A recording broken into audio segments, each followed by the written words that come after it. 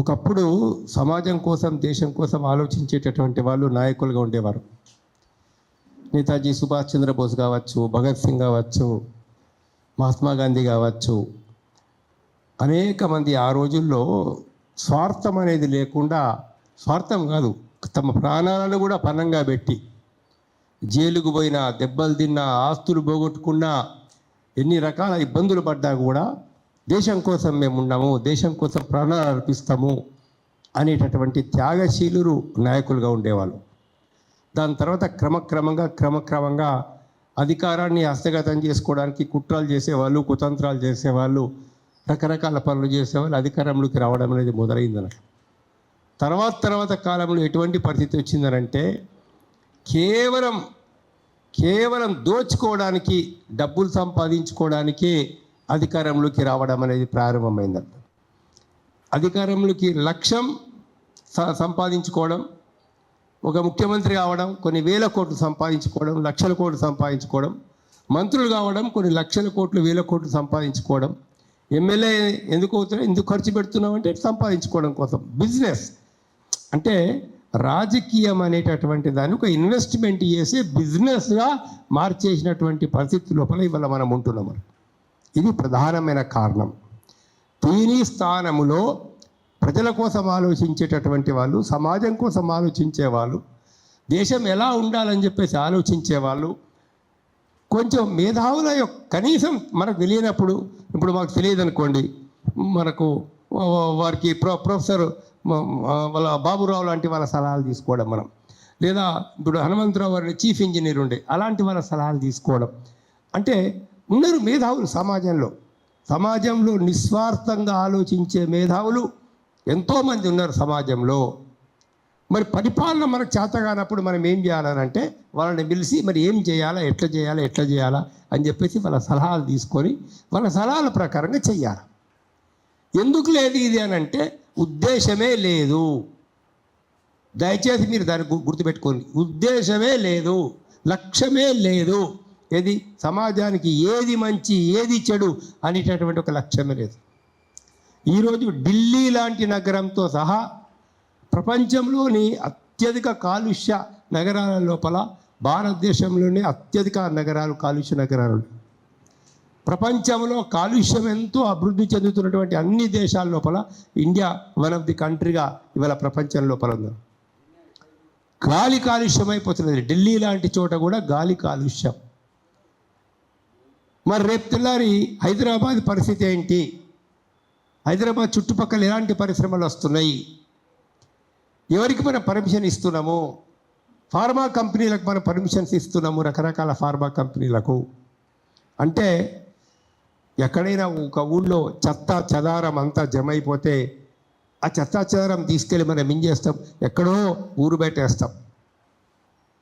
పక్క ఊళ్ళో వేస్తామంటే ఒప్పుకుంటారా? పక్క ఇంట్లో వేస్తామంటే ఒప్పుకుంటారా? మన ఇంట్లో బాగా చెత్త జమ అయిపోయింది, వాసన వచ్చేటువంటి పరిస్థితి ఉంది, దాన్ని తీసుకెళ్ళి మనం పక్క ఇంట్లో వేస్తామంటే ఒప్పుకుంటారు ఎవరైనా? మా ఇంటికి తీసుకొచ్చి మా ఇంట్లో వెయ్యండి అని అంటారా?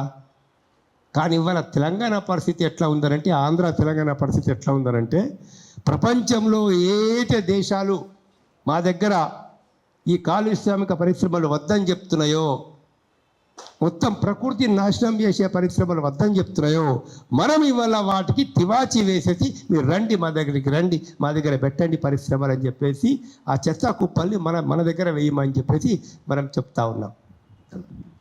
ఏంటి ఇక్కడ? అభివృద్ధి అభివృద్ధి అభివృద్ధి అభివృద్ధి. అభివృద్ధి ఎలా ఉండాలా? అభివృద్ధి సమాజాన్ని నాశనం చేసేదిగా ఉండాలనా? భవిష్యత్ తరాలని పూర్తిగా అనారోగ్యం పాలు చేసేదిగా ఉండాలనా? ఎంతమంది మన భారతదేశంలో ప్రపంచంలో కాలుష్యానికి గురైనటువంటి వాళ్ళలో చెప్పంటే 99% పీపుల్, దాదాపు 100% చెప్పచ్చు, కాలుష్యానికి గురిగా అనేటువంటి వాళ్ళు ఎవ్వరు లేరు. అటువంటి పరిస్థితి వాళ్ళ ప్రపంచం లోపల ఉంది. ఒకవైపు ఆ యుద్ధాలలో ఆయుధాలు అమ్ముడుకోవడం మీకు తెలుసు అనుకుంటా. 209 లక్షల కోట్ల ఆయుధాలు 2023 అమ్ముడుపోయినాయి. 209 లక్షల కోట్ల ఆయుధాలు. ఒక అమెరికా అమ్మినటువంటి ఆయుధాలు 98 లక్షల కోట్లు. 98 లక్షల కోట్లు. వాడికి అమ్ముడు పోల ఆయుధాలు. వాడికి వీడికి తప్ప పంచాయతీ పెడతాడు. పాకిస్తాన్ మినిస్టర్ని పిలిచి నువ్వు ఒక స్టేట్మెంట్ ఇవ్వమంటాడు ఇండియాకి అగెనిస్ట్గా. ఇంకొకరిని పిలిచి నువ్వు ఫలానా దేశానికి స్టేట్మెంట్ ఇవ్వమంటాడు. దేశభక్తి కాబట్టి రక్షణ కొనండి. 60,000 కోట్లు, 70,000 కోట్లు, 80,000 కోట్లు, 90,000 కోట్లు. మరి కొంతమంది ఏమని చెప్తున్నారంటే డిఫెన్స్ పర్చేజింగ్లో ఉన్నంత కమిషన్ ఇంకా దేనిలో కూడా దొరకదు. రెండే అండి, మందుల పరిశ్రమలు ఒకటి, డిఫెన్స్ ఒకటి. ప్రపంచాన్ని నాశనం చేసేటటువంటి స్థితిరూపంలో ఇవి ఉన్నారు. మన రాజకీయ నాయకులందరూ కూడా ఈ రాష్ట్ర ప్రభుత్వాలు కావచ్చు, ఆ రాష్ట్ర ప్రభుత్వాలు కావచ్చు, ఈ ప్రభుత్వాన్ని పరిశీలించేటటువంటి వాళ్ళు అభివృద్ధి అనేటటువంటి దాన్ని సమాజ శ్రేయస్సును ఆలోచించకుండా, భవిష్యత్తు గురించి ఆలోచించకుండా, భవిష్యత్తులో వాతావరణం ఎలా చెడిపోతుంది అనేది ఆలోచించకుండా, నదీ జలాలు ఏ మేరకు కాలుష్యమవుతాయి అనేది మనం ఆలోచించకుండా, ఒక్క దగ్గర కదా అన్ని రంగాల్లో ఒక రకంగా చెప్పాలి, తినే తిండిలో నువ్వు తినే పప్పు, అన్నము, అన్ని కూరగాయలతో సహా అన్నిట్లలో కూడా పెస్టిసైడ్స్ ఫెర్టిలైజర్స్ యొక్క శాతం పెరిగిపోయి ఇవాళ అందుకే 40 ఏళ్లకు హార్ట్ అటాకు, 35 ఏళ్ళకు హార్ట్ అటాకు, ఎప్పుడు ఎవడు చచ్చిపోతాడో, ఏ టైంలో మాట్లాడుతూ చచ్చిపోతాడో తెలియని పరిస్థితి అందులో. సో ఏంటి మరి భవిష్యత్తు ఏంటి? మన పిల్లల భవిష్యత్తు ఏంటిది? మన వాళ్ళకి అక్కడ ఏం గాలి పీల్చుకోవాలి? ఇప్పుడు కాటపల్లి గ్రామం కావచ్చు, మరొక గ్రామం కావచ్చు, లేకుంటే ఆ దివీస్ కంపెనీ ఉన్నటువంటి ఏరియా కావచ్చు, ఇక్కడ చోటుప్పల్ దగ్గర మొత్తం 5-6 గ్రామాల 10 గ్రామాల పరిస్థితి.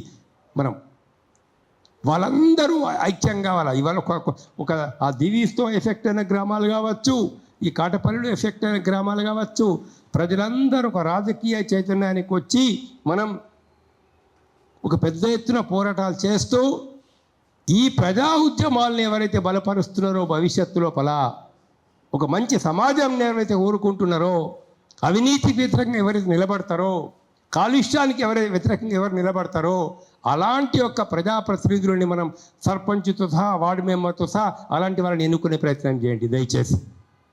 దయచేసి అలాంటి వాళ్ళని ఎన్నుకునే ప్రయత్నం చేయండి. మీ ఊళ్ళో కానీ చుట్టుపక్కల కానీ సర్పంచ్ వీడు ఉండాలా, మీరు చెప్పేటట్లు వినేవాడు ఉండాలా. దానిలో వ్యక్తుల ఇక్కడ ఎంపీపీ మెంబర్ కావచ్చు, ఎమ్మెల్యే కావచ్చు, మరొకటి కావచ్చు, అప్పుడు సమాజం అనేది మారుతుందండి. అంతవరకు సమాజం అనేది మారదు. మనం ఎన్ని రకాల ప్రయత్నాలు చేసినా కూడా రకరకాల గ్రీన్ ట్రిబ్యునల్స్ అవి ఇవి ఎన్ని ఉన్నాయి, హ్యూమన్ రైట్స్ కమిషన్, ఇంకోటి ఎవన్నీ ఉన్నా కూడా ఇవన్నీ కంటి చూడడానికి పాలు కనుక పొంగుతుంటే వాటి మీద నీళ్లు చల్లడానికి వస్తే తప్పించి పెద్ద ఎత్తున అయితే బాబురావు గారు చెప్పినట్లు ప్రజలందరూ చైతన్యవంతులై ఆ టెక్నికల్గా అన్ని ఉపయోగించుకొని పెద్ద ఎత్తున పోరాటం చేస్తే వెనుకకు ఒక తప్పదు ప్రభుత్వం కూడా. మన దిలావర్పూర్లో అదే జరిగింది. మన ఆదిలాబాద్ జిల్లా నిర్మల్ దగ్గర అక్కడ వాళ్ళు ఆ పరిశ్రమ ఇథనాల్ కంపెనీ పెడతామనంటే దిలావర్పూర్ ప్రజలు పెద్ద ఎత్తున ఆందోళన చేసినారు. పెద్ద ఎత్తున ప్రజలు ఆందోళన చేసి చివరికి ఏంటంటే నేషనల్ హైవే మొత్తం ఏది నిర్మల్ నుంచి బైన్సా బాసర పోయేటటువంటి హైవే మొత్తం బ్లాక్ చేసి పారేసినారు 2 days దాదాపుగా. ఇప్పుడు ప్రభుత్వం దిగి వచ్చేసి వెనకంజ వేయాల్సి వచ్చింది. అటువంటి ప్రజా ఉద్యమాలు, ఆ ఉద్యమాలకు నాయకత్వం వహించేవాళ్ళు నిజాయితీ పరులు ఉండాలా. ఉద్యమానికి నాయకత్వం వహించేవాళ్ళు ఒక ధైర్యం ఉన్నవాళ్ళు, స్థైర్యం ఉన్నవాళ్ళు, మంచి హృదయం ఉన్నటువంటి వాళ్ళు, దేశభక్తి ఉన్నటువంటి వాళ్ళు, సమాజం గురించి ఆలోచించే, దీని నుంచి కూడా నేనేం లాభం పొందుతా అనేటటువంటి వాళ్ళు కాకుండా అందులో ఈ ఉద్యమాలను కూడా సరైనటువంటి విధంగా నడిపేటటువంటి నాయకత్వాన్ని మీరందరూ కూడా డెవలప్ చేయాలని, మంచి నాయకత్వాన్ని ప్రోత్సహించినప్పుడే దేశం బాగుపడుతుంది, మంచి నాయకత్వాన్ని తీసుకొచ్చినప్పుడే దేశం అనేది బాగుపడుతుంది అని చెప్తూ మరి నాకు అవకాశం ఇచ్చినందుకు పృథ్వీరాజ్ యాదవ్ గారికి, మిగతా పెద్దలందరికీ కూడా నమస్కారం.